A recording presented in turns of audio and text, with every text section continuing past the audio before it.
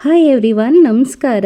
ಇವತ್ತು ಈ ಒಂದು ವ್ಲಾಗಲ್ಲಿ ನಾನು ಸಾಫ್ಟಾಗಿ ಉಬ್ಬಿ ಬರ್ತಕ್ಕಂಥ ಬತೂರೆ ರೆಸಿಪಿಯನ್ನು ಯಾವ ರೀತಿ ಮಾಡೋದು ಅಂತೇಳಿ ತೋರಿಸ್ಕೊಡ್ತಾ ಇದ್ದೀನಿ. ಮೊದಲಿಗೆ ಇಲ್ಲಿ 1 ಬೌಲಷ್ಟು ಚಿರೋಟಿ ರವೆಯನ್ನು ತಗೊಂಡಿದ್ದೀನಿ. ಅದಕ್ಕೆ 1 ಚಿಟಿಕೆಯಷ್ಟು ಬೇಕಿಂಗ್ ಸೋಡಾ ಹಾಗೆ ಬೇಕಿಂಗ್ ಪೌಡರ್ ಎರಡನ್ನೂ ಸಹ ಮಿಕ್ಸ್ ಮಾಡ್ಕೊಳ್ತಾ ಇದ್ದೀನಿ. ಹಾಗೆಯೇ 1/4 ಸ್ಪೂನಷ್ಟು ಶುಗರನ್ನು ಸೇರಿಸ್ಕೊಳ್ತಾ ಇದ್ದೀನಿ. ಹಾಗೆ ರುಚಿಗೆ ತಕ್ಕಷ್ಟು ಉಪ್ಪು. ಸೇಮ್ ಬೌಲ್ನಲ್ಲಿನೇ 1 ಬೌಲ್ ಮೊಸರನ್ನು ಹಾಕ್ಕೊಂಡು ನಾನು ಅದನ್ನೆಲ್ಲನೂ ಚೆನ್ನಾಗಿ ಮಿಕ್ಸ್ ಮಾಡ್ಕೊಳ್ತಾ ಇದ್ದೀನಿ.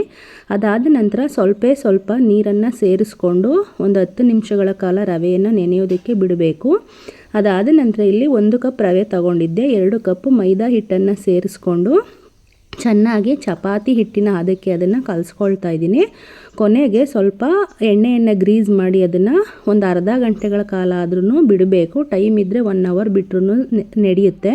ಎಷ್ಟು ಚೆನ್ನಾಗಿ ನೆನೆಯುತ್ತೋ ಅಷ್ಟು ಚೆನ್ನಾಗಿ ಸಾಫ್ಟ್ ಆಗುತ್ತೆ ಹಿಟ್ಟು. ನೋಡಿ ಈ ಥರವಾಗಿ. ಇದಾದ ನಂತರ ಇನ್ನೊಂದು ಸಲ ಇದನ್ನು ಆಯಿಲನ್ನು ಗ್ರೀಸ್ ಮಾಡಿ ಚೆನ್ನಾಗಿ ನಾದ್ಕೊಳ್ತಾ ಇದ್ದೀನಿ. ಇದಾದ ನಂತರ ಚೆನ್ನಾಗಿ ನಾದ್ಕೊಂಡು ಉಂಡೆಗಳನ್ನು ಮಾಡಿ ಇಟ್ಕೊಳ್ಳೋಣ. ರವೆಯನ್ನು ಸೇರಿಸಿರೋದ್ರಿಂದ ಸ್ವಲ್ಪ ದೊಡ್ಡ ಉಂಡೆಗಳನ್ನೇ ಮಾಡ್ಕೋಬೇಕು. ಮೈದಾ ಹಿಟ್ಟಾದರೆ ಸ್ವಲ್ಪ ಅಗಲವಾಗಿ ನಮಗೆ ಸಿಗುತ್ತೆ. ಈ ರವೆಯನ್ನು ಸಹ ಸೇರಿಸಿರೋದ್ರಿಂದ ಸ್ವಲ್ಪ ಹಿಟ್ಟನ್ನು ದೊಡ್ಡದಾಗಿ ತಗೋಬೇಕಾಗುತ್ತೆ. ಬತೂರೆಗೆ ಸ್ವಲ್ಪ ಹಿಟ್ಟು ದೊಡ್ಡದಾಗೇ ಇರಬೇಕು, ಲಟ್ಸಿರ್ತಕ್ಕಂಥದ್ದು.